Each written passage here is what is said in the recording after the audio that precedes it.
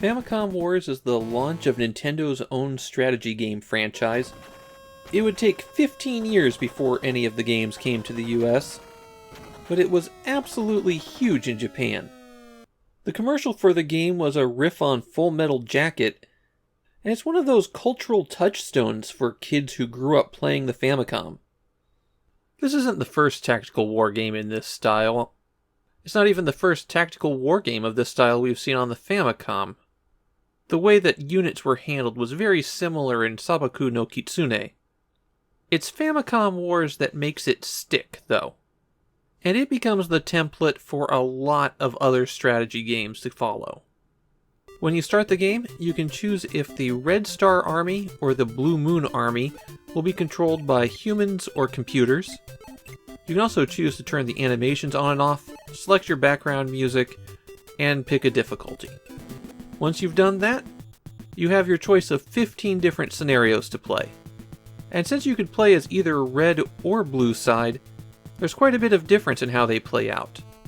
The scenarios are not balanced. Ideally, you'd be playing as the Red Star Army the whole way through.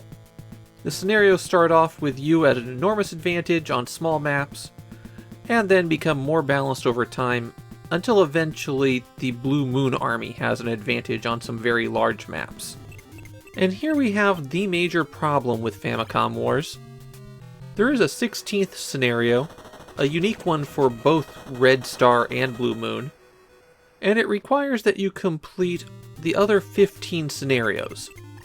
You can technically save your game so that you could unlock those final scenarios, but the save RAM on Famicom Wars is notoriously finicky. It was not uncommon to have your save games just wiped out. Yes, you really needed to hold down reset when you turned the power off on this one. Your goal on every map is to capture the enemy headquarters, and that involves moving a unit that's capable of capture onto their headquarters square, and then selecting the capture option. You capture cities and factories the exact same way, though for those there's a meter that will increase every time you select capture. On your turn, you generate a certain amount of income depending on how many cities you control. This income doesn't carry over between turns, so it's a use it or lose it situation. You can select a factory or a city that's close to your headquarters and press B. The first option on that menu is to build. There is a certain amount of unit hierarchy.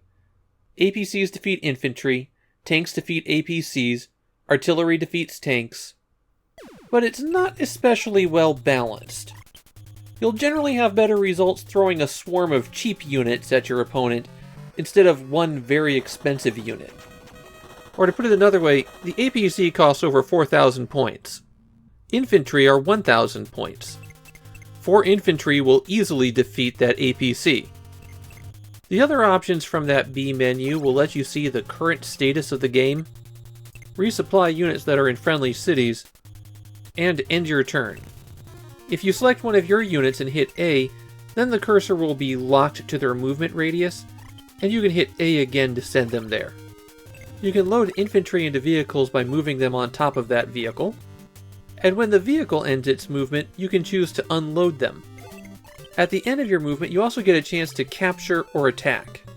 One important thing to mention here is if a capture takes more than one turn, that same unit has to remain in that spot and capture until it's done. Otherwise, you have to start the capture over again from the beginning. When you attack, it drops you on this screen where you can see how your unit does in combat.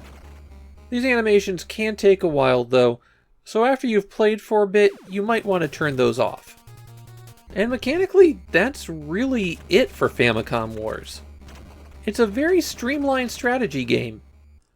My biggest problem with the game is that the battles take forever to play out.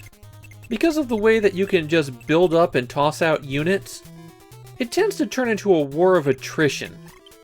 Even when you know that you will win, it can take a long time to get to that victory.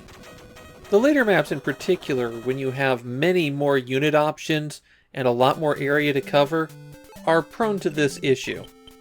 All that said, Famicom Wars is still the best strategy game we've seen on the Famicom so far.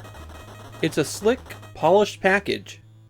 Intelligent Systems, as the developer of Famicom Wars, would iterate the concept in a very different direction before the Famicom era was done, and somehow that managed to outdo even Famicom Wars' success. Though honestly, I think Famicom Wars is the best of their 8-bit strategy games.